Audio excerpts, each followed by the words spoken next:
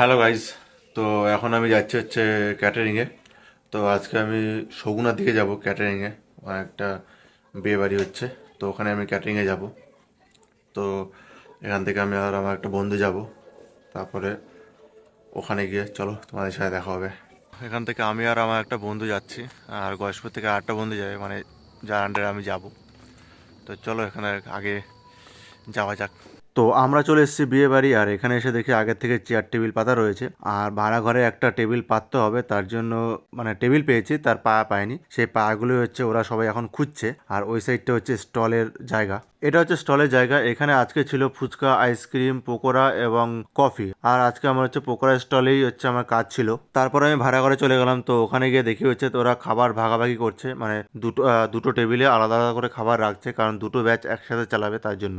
আর এখানে এসে দেখি সব ছেলেরা রেডি না হয়ে বসে আছে, আর এদিকে আমি একা রেডি হয়ে বসে আছি। তারপর আমি চলে গেলাম আমার যে জায়গায় কাজ, মানে স্টলে। তো এখানে এসে আমি বসে আছি, কারণ এখন তেমন একটা ভিড় নেই। তো আমি একটা কাজ করলাম, কিছু প্লেটে আমি পকোড়া ভরে রাখলাম। তো সেখান থেকে এসেই সবাই পকোড়া নিয়ে যাচ্ছে, আর আমার এদিকে পকোড়ার প্লেটটাও খালি হয়ে গেছে পুরো। এখন তেমন ভিড় নেই, আর আমার ট্রেতেও পকোড়া ফুরিয়ে গেছে। আর আমি বলে দিয়েছি যে পকোড়াটা ভাজতে, তো ওরা একজন নিয়ে আসছে। আর তার মধ্যে আমি হচ্ছে পকোড়ার প্লেটগুলোকে আমি প্লাস্টিক থেকে সব বের করে আমি একটা জায়গায় রাখছি, কারণ পরবর্তীকালে যাতে ভিড় যখন বাড়বে তখন যাতে কোনো অসুবিধা না হয়, তার জন্য আমি প্লেটগুলো আগের থেকে আমি প্লাস্টিক থেকে বের করে রেখে দিচ্ছিলাম, যাতে পরবর্তীকালে সুবিধা হয়। আর তারপরে ধীরে ধীরে স্টলে হচ্ছে চাপও বাড়ছিল। তো আমি কি করলাম, আমি বাটিতে করে আমি পকোড়াগুলো সব সাজিয়ে রেখে দিচ্ছিলাম, যাতে আমার কোনো অসুবিধা না হয়। আর আমি সব পকোড়াগুলো হচ্ছে প্লেটে ভরে ভরে রেখেছিলাম। তো এখান থেকে সবাই নিয়ে নিয়ে খাচ্ছে। আর কিছুক্ষণের মধ্যে দেখি সব পকোড়ার প্লেট খালি হয়ে গেছে, আর আমার ট্রেতেও কোনো পকোড়া ছিল না। তারপর থেকে আমি 10 থেকে 15 মিনিট প্রায় বসেই ছিলাম, কারণ পকোড়া ভাজছিল। তো পকোড়া আসতে দেরি করছিল বলে আমি এখানে বসে বসে দেখছিলাম যে পকোড়াটা কখন আসবে, কারণ আমার স্টলের সামনে অনেক ভিড় জমে গেছে।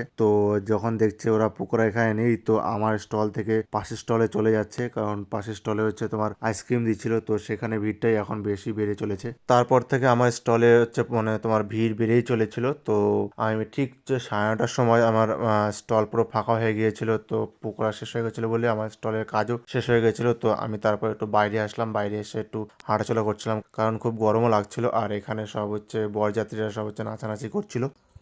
তো গাইজ, আমার স্টলের কাজ শেষ। 10:15 বাজে, 10:15টার মধ্যে আমার স্টলের কাজ শেষ হয়ে গেছে। এখন হচ্ছে আইসক্রিম খাচ্ছি, তারপরে আবার ভিতরে যাব।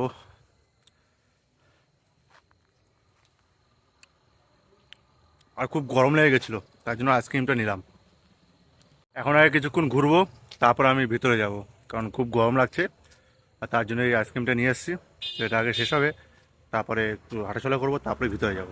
স্টলে থাকলে একটাই সুবিধা, যে প্রথমে একটু চাপ থাকে, তারপরে আমার 9:30-10টার মধ্যে শেষ হয়ে যায় সব। এখন আবার ফোন করে বললো যে ভাড়া করে নাকি চাপ পড়ে গেছে, তো সেখানে গিয়ে আমাকে একটু হেল্প করতে লাগবে। তো ঠিক আছে, চলে যাই, কী আর করা আছে। আগে তো এটা শেষ করে নিই, তারপরে একটু টাইম নিয়ে তারপরে ওখানে যাব। তো চলো গাইজ, এখন ভিতরে যাওয়া যাক। আমার শেষ হয়ে গেছে খাওয়া, একটু শরীরটা ঠান্ডা হয়ে গেছে, এখন আগে ভিতরে যাই, চলো।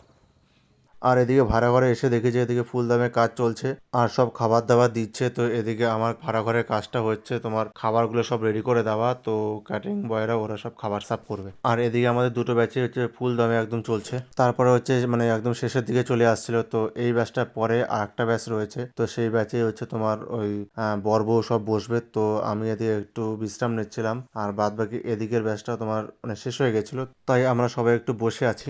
আর এদিকে দেখো একজন টিফিন করছে, আর তারপর থেকে আর একজন খাবার নিয়ে খাচ্ছে। আর এটা হচ্ছে লাস্ট ব্যাচ, আর এই ব্যাচে হচ্ছে বর বউ খেতে বসেছিল। তো এরপরে হচ্ছে আমাদের ছুটি হয়ে যাবে কাজ থেকে। তারপর সবার খাওয়া দাওয়া পরে হচ্ছে আমরা একটু খেতে বসছিলাম। তো আমি নিয়েছিলাম মাছ, মাছের ঝোল, চিপস আর স্যালাড। আর এত রাতে আমার রিচ খাবার খেতে ভালো লাগে না, তাই আমি সিম্পল খাবারটাই আমি নিয়েছিলাম। তারপর খাওয়া দাওয়ার পর আমি একটু বসলাম, আর ওদিকে হচ্ছে বাকিরাও সবাই খাচ্ছিল। তো আমরা একসাথে সবাই বাড়ি যাব, তার জন্য আমি ওদের জন্য ওয়েট করে বসে আছি। এই আমাদের খাওয়া দাওয়া কমপ্লিট হলো।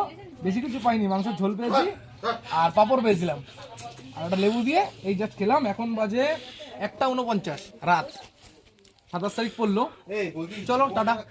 শুধু ঝোল দিয়ে খেয়ে খাওয়া হয়ে গেছে ঝোল আজকে। আর পাঁপড় নিয়েছিলাম। তো হ্যালো গাইস, আমরা বাড়ি চলে এসেছি, আর এখন বাজে হচ্ছে 2:30। তো খাওয়া দাওয়া তো ঘন্টা করেই এসেছি, আর এখন হচ্ছে আমরা ঘুমাবো। তো চলো, গুড নাইট। ভিডিওটা হয়তো কাল বা পরশু আসবে। ওকে। Okay by.